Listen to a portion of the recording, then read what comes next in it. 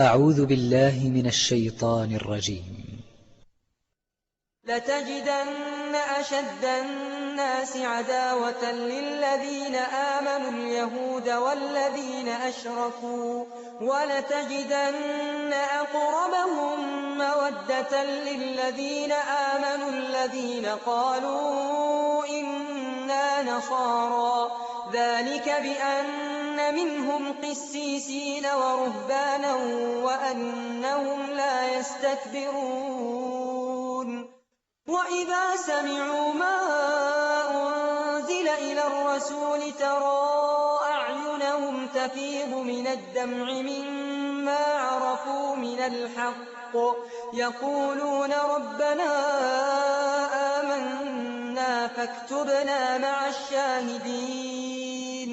وما لنا لا نؤمن بالله وما جاءنا من الحق ونطمع أن يدخلنا ربنا مع القوم الصالحين فأثابهم الله بما قالوا جنات تجري من تحتها الأنهار خالدين فيها وذلك جزاء المحسنين والذين كفروا وكذبوا بآياتنا أولئك أصحاب الجحيم يا أيها الذين آمنوا لا تحرموا طيبات ما أحل الله لكم ولا تعتدوا إن الله لا يحب المعتدين وكلوا مما رزقكم الله حلالا طيبا واتقوا الله الذي أنتم به مؤمنون لا يؤاخذكم الله باللغو في أيمانكم ولكن يؤاخذكم بما عقدتم الأيمان فكفارته إطعام 10 مساكين من أوسط ما تطعمون أهليكم أو كسوتهم أو تحرير رقبة فمن لم يجد فصيام 3 أيام ذلك كفارة أيمانكم إذا حلفتم واحفظوا أيمانكم كذلك يبين الله لكم آياته لعلكم تشكرون يا أيها الذين آمنوا إنما الخمر والميسر والأنصاب والأزلام رجس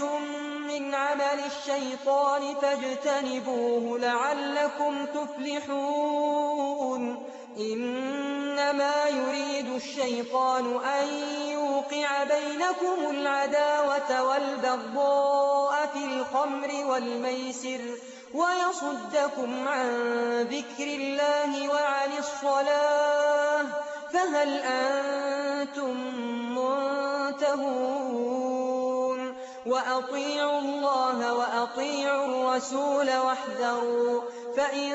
توليتم فاعلموا أنما على رسولنا البلاغ المبين ليس على الذين آمنوا وعملوا الصالحات جناح فيما طعموا إذا ما اتقوا وآمنوا وعملوا الصالحات ثم اتقوا وأحسنوا والله يحب المحسنين يا أيها الذين آمنوا ليبلونكم الله بشيء من الصيد تناله أيديكم ورماحكم ليعلم الله من يخافه بالغيب فمن اعتدى بعد ذلك فله عذاب أليم يا أيها الذين آمنوا لا تقتلوا الصيد وأنتم حرم ومن قتله منكم متعمدا فجزاء مثل ما قتل من النعم يحكم به ذوى عدل منكم شطر الكعبة أو كفارة طعام مساكين أو عدل ذلك صياما ليذوق وبال أمره عفى الله عما سلف ومن عاد فينتقم الله منه والله عزيز ذو انتقام. أحل لكم صيد البحر وطعامه متاعا لكم وللسيارة وحرم عليكم صيد البر ما دمتم حرما واتقوا الله الذي إليه تحشرون. جعل الله الكعبة البيت الحرام قياما للناس والشهر الحرام والهدي والقلائد ذلك لتعلموا أن الله يعلم ما في السماوات وما في الأرض وأن الله بكل شيء عليم. اعلموا أن الله شديد العقاب وأن الله غفور رحيم. ما على الرسول إلا البلاغ والله يعلم ما تبدون وما تكتمون. قل لا يستوي الخبيث والطيب ولو أعجبك كثرة الخبيث فاتقوا الله يا أولي الألباب لعلكم تفلحون. يا أيها الذين آمنوا لا تسألوا عن أشياء إن تبد لكم تسؤكم وإن تسألوا عنها حين ينزل القرآن تبد لكم عفى الله عنها والله غفور حليم. قد سألها قوم من قبلكم ثم أصبحوا بها كافرين. ما جعل الله من بحيرة ولا سائبة ولا وصيلة ولا حام ولكن الذين كفروا يفترون على الله الكذب وأكثرهم لا يعقلون. وإذا قيل لهم تعالوا إلى ما أنزل الله وإلى الرسول قالوا حسبنا ما وجدنا عليه آباءنا أولو كان آباؤهم لا يعلمون شيئا ولا يهتدون. يا أيها الذين آمنوا عليكم أنفسكم لا يضركم من ضل إذا اهتديتم إلى الله مرجعكم جميعا فينبئكم بما كنتم تعملون. يا أيها الذين آمنوا شهادة بينكم إذا حضر أحدكم الموت حين الوصية اثنان ذوى عدل منكم أو آخران من غيركم إن أنتم ضربتم في الأرض فأصابتكم مصيبة الموت تحبسونهما من بعد الصلاة فيقسمان بالله إن ارتبتم لا نشتري به ثمنا ولو كان ذا قربى ولا نكتم شهادة الله إنا إذا لمن الآثمين. فإن عثر على أنهما استحقا إثما فآخران يقومان مقامهما من الذين استحق عليهم الأوليان فيقسمان بالله لشهادتنا أحق من شهادتهما وما اعتدينا إنا إذا لمن الظالمين. ذلك أدنى أن يأتوا بالشهادة على وجهها أو يخافوا أن ترد أيمان بعد أيمانهم واتقوا الله واسمعوا والله لا يهدي القوم الفاسقين. يوم يجمع الله الرسل فيقول ماذا أجبتم قالوا لا علم لنا إنك أنت علام الغيوب إذ قال الله يا عيسى ابن مريم اذكر نعمتي عليك وعلى والدتك إذ أيدتك بروح القدس تكلم الناس في المهد وكهلا وإذ علمتك الكتاب والحكمة والتوراة والإنجيل وإذ تخلق من الطين كهيئة الطير بإذني فتنفخ فيها فتكون طيرا بإذني وتبرئ الأكمه والأبرص بإذني وإذ تخرج الموتى بإذني وإذ كففت بني إسرائيل عنك إذ جئتهم بالبينات فقال الذين كفروا منهم إن هذا إلا سحر مبين وإذ أوحيت إلى الحواريين أن آمنوا بي وبرسولي قالوا آمنا واشهد بأننا مسلمون إذ قال الحواريون يا عيسى ابن مريم هل يستطيع ربك أن ينزل علينا مائدة من السماء قال اتقوا الله إن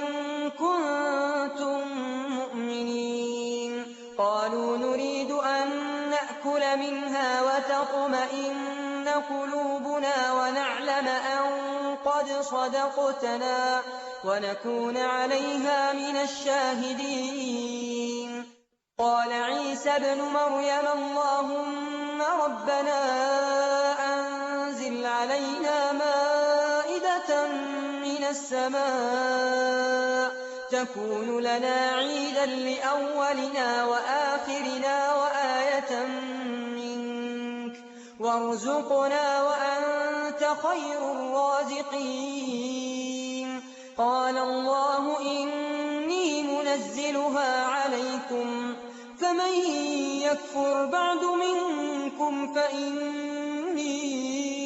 أعذبه عذابا لا أعذبه أحدا من العالمين وإذ قال الله يا عيسى ابن مريم أأنت قلت للناس اتخذوني وأمي إلهين من دون الله قال سبحانك ما يكون لي أن أقول ما ليس لي بحق إن كنت قلته فقد علمته تعلم ما في نفسي ولا أعلم ما في نفسك إنك أنت علام الغيوب ما قلت لهم إلا ما أمرتني به أن اعبدوا الله ربي وربكم وكنت عليهم شهيدا ما دمت فيهم فلما توفيتني كنت أنت الرقيب عليهم وأنت على كل شيء شهيد إن تعذبهم فإنهم عبادك وإن تغفر لهم فإنك أنت العزيز الحكيم قال الله هذا يوم ينفع الصادقين صدقهم لهم جنات تجري من تحتها الأنهار خالدين فيها أبدا رضي الله عنهم ورضوا عنه ذلك الفوز العظيم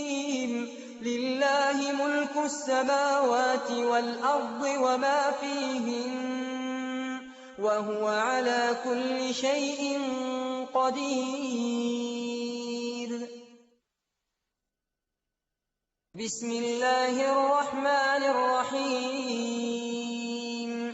الحمد لله الذي خلق السماوات والأرض وجعل الظلمات والنور ثم الذين كفروا بربهم يعدلون هو الذي خلقكم من طين ثم قضى أجلا وأجل مسمى عنده ثم أنتم تمترون وهو الله في السماوات وفي الأرض يعلم سركم وجهركم ويعلم ما تكسبون وما تأتيهم من آية من آيات ربهم إلا كانوا عنها معرضين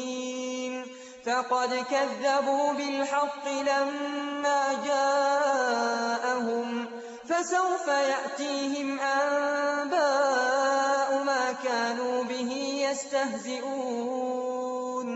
ألم يروا كم أهلكنا من قبلهم من قرن مكناهم في الأرض ما لم نمكن لكم وأرسلنا السماء عليهم مدرارا وجعلنا الأنهار تجري من تحتهم فأهلكناهم بذنوبهم وأنشأنا من بعدهم قرنا آخرين ولو نزلنا عليك كتابا في قرطاس فلمسوه بأيديهم لقال الذين كفروا إن هذا إلا سحر مبين وقالوا لولا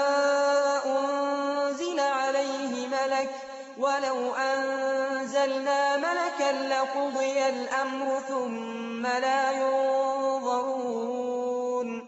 ولو جعلناه ملكا لجعلناه رجلا وللبسنا عليهم ما يلبسون ولقد استهزئ برسل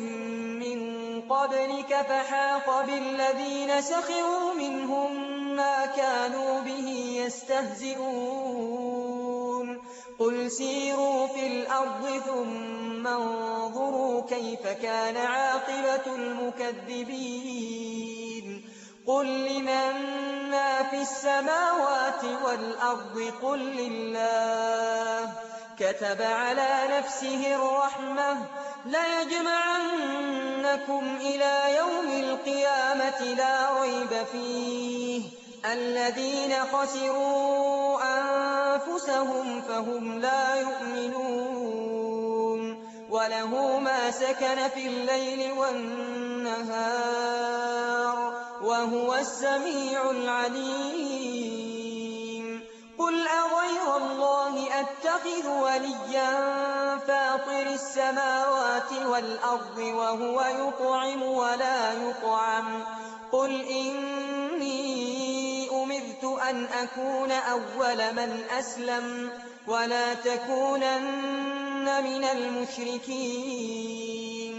قل إني أخاف إن عصيت ربي عذاب يوم عظيم من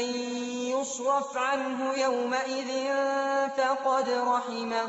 وذلك الفوز المبين وإن يمسسك الله بضر فلا كاشف له إلا هو وإن يمسسك بخير فهو على كل شيء قدير وهو القاهر فوق عباده وهو الحكيم الخبير قل أي شيء أكبر شهادة قل الله شهيد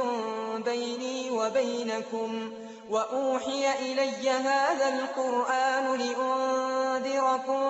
به ومن بلغ أئنكم لتشهدون أن مع الله آلهة أخرى قل لا أشهد قل إنما هو إله واحد وإنني بريء مما تشركون الذين آتيناهم الكتاب يعرفونه كما يعرفون أبناءهم الذين خسروا أنفسهم فهم لا يؤمنون ومن أظلم ممن افترى على الله كذبا أو كذب بآياته إنه لا يفلح الظالمون ويوم نحشرهم جميعا ثم نقول للذين أشركوا أين شركاؤكم الذين كنتم تزعمون ثم لم تكن فتنتهم إلا أن قالوا والله ربنا ما كنا مشركين انظر كيف كذبوا على أنفسهم وضل عنهم ما كانوا يفترون ومنهم من يستمع إليك وجعلنا على قلوبهم أكنة أن يفقهوه وفي آذانهم وقرا وإن يروا كل آية لا يؤمنوا بها حتى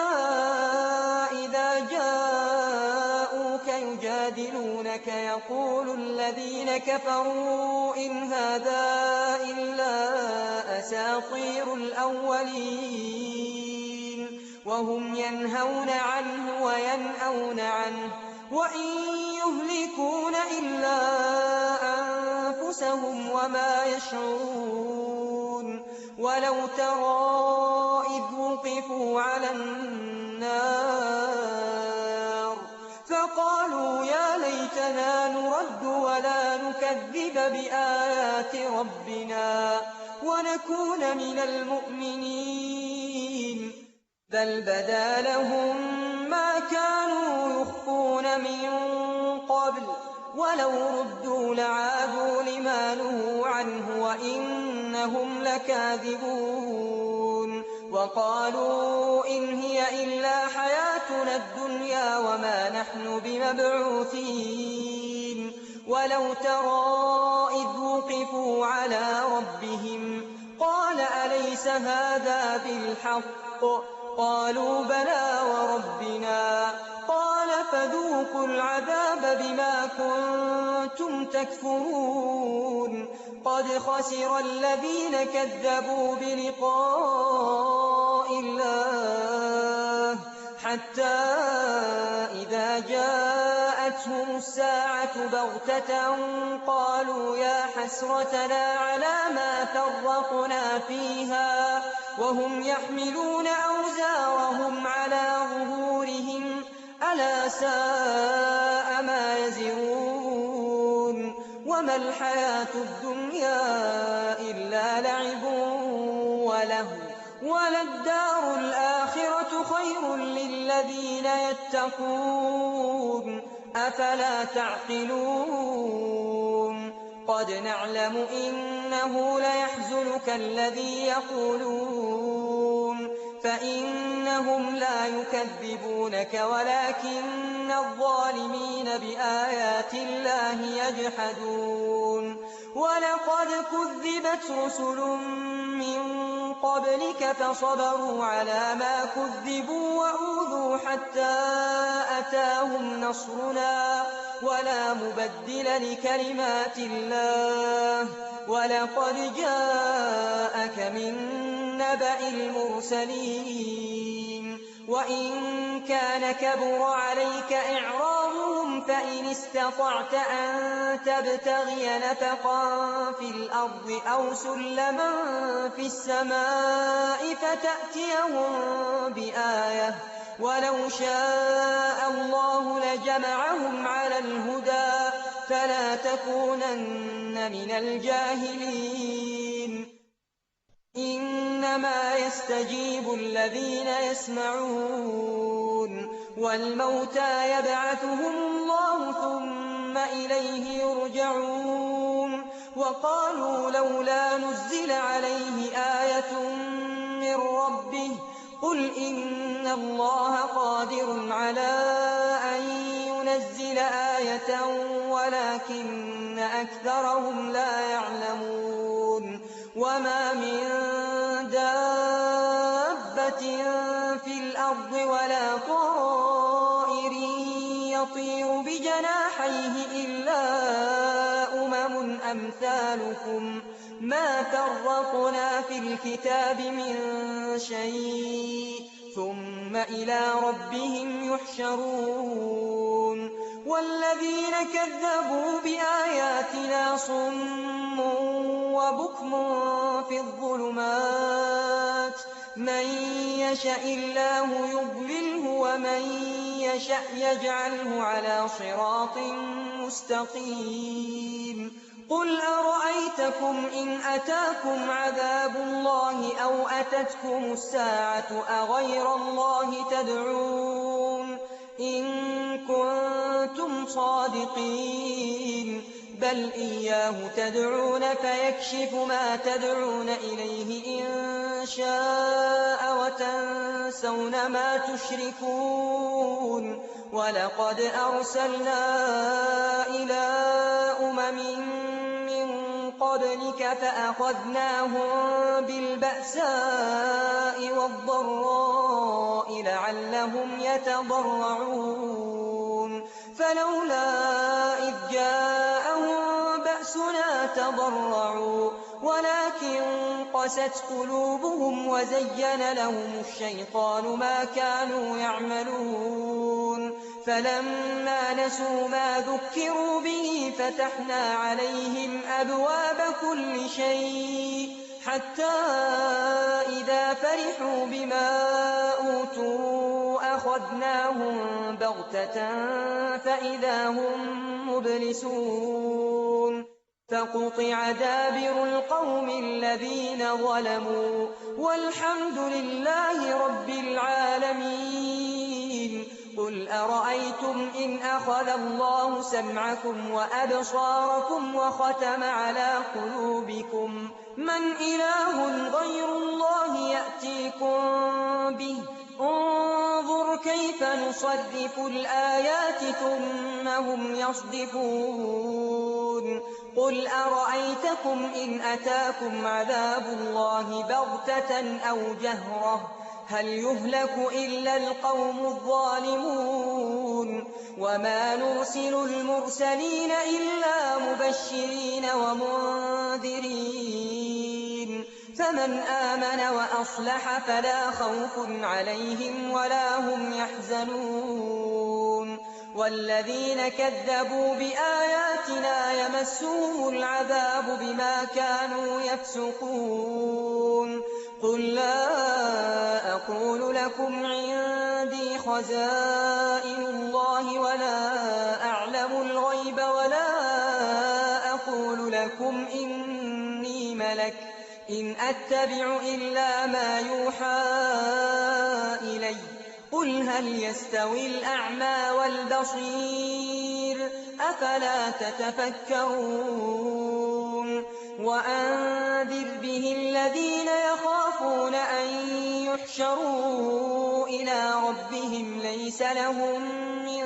دونه ولي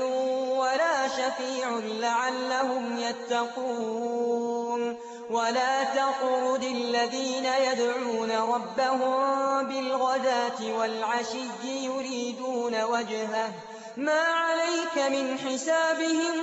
من شيء وما من حسابك عليهم من شيء فتطردهم فتكون من الظالمين وكذلك فتنا بعضهم ببعض ليقولوا أهؤلاء من الله عليهم من بيننا أليس الله بأعلم بالشاكرين وإذا جاءك الذين يؤمنون بآياتنا فقل سلام عليكم كتب ربكم على نفسه الرحمة أنه من عمل منكم سوءا بجهالة ثم تاب من بعده وأصلح وأصلح فأنه غفور رحيم وكذلك نفصل الآيات ولتستبين سبيل المجرمين قل إني نهيت أن أعبد الذين تدعون من دون الله قل لا أتبع أهواءكم قد ضللت إذا وما أنا من المهتدين قل إني على بينة من ربي وكذبتم به ما عندي ما تستعجلون به إن الحكم إلا لله يقص الحق وهو خير الفاصلين قل لو أن عندي ما تستعجلون به لقضي الأمر بيني وبينكم والله أعلم بالظالمين وعنده مفاتح الغيب لا يعلمها إلا هو ويعلم ما في البر والبحر وما تسقط من ورقة إلا يعلمها ولا حبة في ظلمات الأرض ولا رطب ولا يابس إلا في كتاب مبين وهو الذي يتوفاكم بالليل ويعلم ما جرحتم بالنهار ثم يبعثكم فيه ليقضى أجل مسمى ثم إليه مرجعكم ثم ينبئكم بما كنتم تعملون وهو القاهر فوق عباده ويرسل عليكم حفظه حتى إذا جاء أحدكم الموت توفته رسلنا وهم لا يفرطون ثم ردوا إلى الله مولاهم الحق ألا له الحكم وهو أسرع الحاسبين قل من ينجيكم من ظلمات البر والبحر تدعونه تضرعا وخفية لئن أنجانا من هذه لنكونن من الشاكرين قل الله ينجيكم منها ومن كل كرب ثم أنتم تشركون قل هو القادر على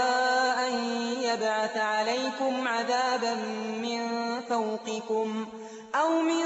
تحت أرجلكم أو يلبسكم شيعا ويذيق بعضكم بأس بعض انظر كيف نصرف الآيات لعلهم يفقهون وكذب به قومك وهو الحق قل لست عليكم بوكيل لكل نبأ مستقر وسوف تعلمون وإذا رأيت الذين يخوضون في آياتنا فأعرض عنهم حتى يخوضوا في حديث غيره وإما ينسينك الشيطان فلا تقعد بعد الذكرى مع القوم الظالمين وما على الذين يتقون من حسابهم من شيء ولكن ذكرى لعلهم يتقون وذر الذين اتخذوا دينهم لعبا ولهوا وغرتهم الحياة الدنيا وذكر به أن تبسل نفس بما كسبت ليس لها من دون الله ولي ولا شفيع وإن تعدل كل عدل لا يؤخذ منها أولئك الذين أبسلوا بما كسبوا لهم شراب من حميم وعذاب أليم بما كانوا يكفرون قل أندعو من دون الله ما لا ينفعنا ولا يضرنا ونرد على أعقابنا بعد إذ هدانا الله كالذي استهوته الشياطين في الأرض حيران له أصحاب يدعونه إلى الهدى ائتنا قل إن هدى الله هو الهدى وأمرنا لنسلم لرب العالمين وأن أقيموا الصلاة واتقوه وهو الذي إليه تحشرون وهو الذي خلق السماوات والأرض بالحق ويوم يقول كن فيكون قوله الحق وله الملك يوم ينفخ في الصور عالم الغيب والشهادة وهو الحكيم الخبير وإذ قال إبراهيم لأبيه آزر أتتخذ أصناما آلهة إني أراك وقومك في ضلال مبين وكذلك نري إبراهيم ملكوت السماوات والأرض وليكون من الموقنين فلما جن عليه الليل رأى كوكبا قال هذا ربي فلما أفل قال لا أحب الآفلين فلما رأى القمر بازغا قال هذا ربي فلما أفل قال لئن لم يهدني ربي لأكونن من القوم الضالين فلما رأى الشمس بازغة قال هذا ربي هذا أكبر فلما أفلت قال يا قوم إني بريء مما تشركون إني وجهت وجهي للذي فطر السماوات والأرض حنيفا وما أنا من المشركين وحاجه قومه قال أتحاجوني في الله وقد هدان ولا أخاف ما تشركون به إلا أن يشاء ربي شيئا وسع ربي كل شيء علما أفلا تتذكرون وكيف أخاف ما أشركتم ولا تخافون أنكم أشركتم بالله ما لم ينزل به عليكم سلطانا فأي الفريقين أحق بالأمن إن كنتم تعلمون الذين آمنوا ولم يلبسوا إيمانهم بظلم أولئك لهم الأمن وهم مهتدون وتلك حجتنا آتيناها إبراهيم على قومه نرفع درجات من نشاء إن ربك حكيم عليم ووهبنا له إسحاق ويعقوب كلا هدينا ونوحا هدينا من قبل ومن ذريته داود وسليمان وأيوب ويوسف وموسى وهارون وكذلك نجزي المحسنين وزكريا ويحيى وعيسى وإلياس كل من الصالحين وإسماعيل واليسع ويونس ولوطا وكلا فضلنا على العالمين ومن آبائهم وذرياتهم وإخوانهم واجتبيناهم وهديناهم إلى صراط مستقيم ذلك هدى الله يهدي به من يشاء من عباده ولو أشركوا لحبط عنهم ما كانوا يعملون أولئك الذين آتيناهم الكتاب والحكم والنبوة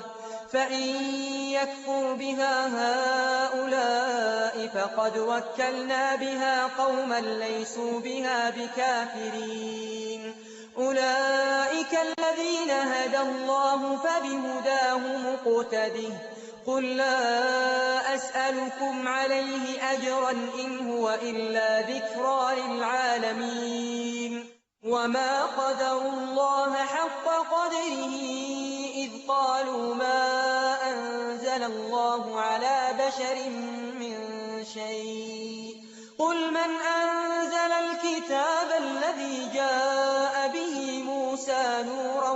وهدى للناس تجعلونه قراطيس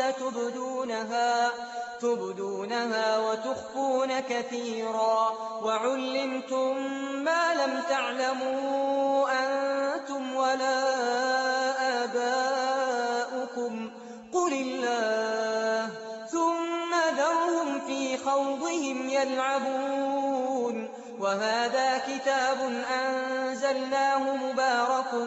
مصدق الذي بين يديه ولتنذر أم القرى ومن حولها والذين يؤمنون بالآخرة يؤمنون به وهم على صلاتهم يحافظون ومن أظلم ممن افترى على الله كذبا أو قال أوحي إلي ولم يوح إليه شيء ومن قال سأنزل مثل ما أنزل الله ولو ترى إذ الظالمون في غمرات الموت والملائكة باسطوا أيديهم أخرجوا أنفسكم اليوم تجزون عذاب الهون بما كنتم تقولون على الله غير الحق وكنتم عن آياته تستكبرون ولقد جئتمونا فرادا كما خلقناكم أول مرة وتركتم ما خولناكم وراء ظهوركم وما نرى معكم شفعاءكم الذين زعمتم أنهم فيكم شركاء لقد تقطع بينكم وضل عنكم ما كنتم تزعمون إن الله فالق الحب والنوى يخرج الحي من الميت ومخرج الميت من الحي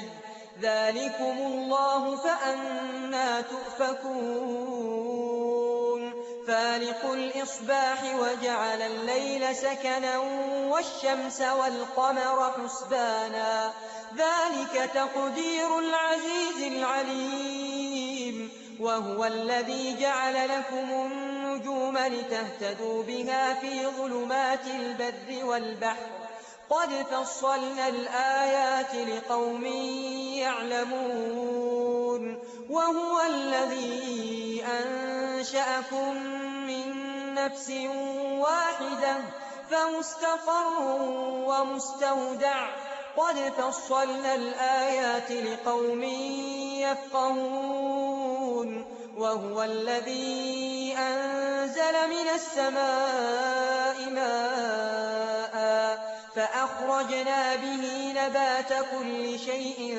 فأخرجنا منه خضرا نخرج منه حبا متراكبا ومن النخل من طلعها قنوان دانية وجنات من أعناب والزيتون والرمان مشتبها وغير متشابه انظروا إلى ثمره إذا أثمر وينعه إن في ذلكم لآيات لقوم يؤمنون وجعلوا لله شركاء الجن وخرقوا له بنين وبنات بغير علم سبحانه وتعالى عما يصفون بديع السماوات والأرض أنى يكون له ولد ولم تكن له صاحبة وخلق كل شيء وهو بكل شيء عليم ذلكم الله ربكم لا إله إلا هو خالق كل شيء فاعبدوه وهو على كل شيء وكيل لا تدركه الأبصار وهو يدرك الأبصار وهو اللطيف الخبير قد جاءكم بصائر من ربكم فمن أبصر فلنفسه ومن عمي فعليها وما أنا عليكم بحفيظ وكذلك نصرف الآيات وليقولوا درست ولنبينه لقوم يعلمون اتبع ما أوحي إليك من ربك لا إله إلا هو وأعرض عن المشركين ولو شاء الله ما أشركوا وما جعلناك عليهم حفيظا وما أنت عليهم بوكيل ولا تسبوا الذين يدعون من دون الله فيسبوا الله عدوا بغير علم كذلك زينا لكل أمة عملهم ثم إلى ربهم مرجعهم فينبئهم بما كانوا يعملون وأقسموا بالله جهد أيمانهم لئن جاءتهم آية ليؤمنن بها قل إنما الآيات عند الله وما يشعركم أنها إذا جاءت لا يؤمنون ونقلب أفئدتهم وأبصارهم كما لم يؤمنوا به أول مرة ونذرهم في طغيانهم يعمهون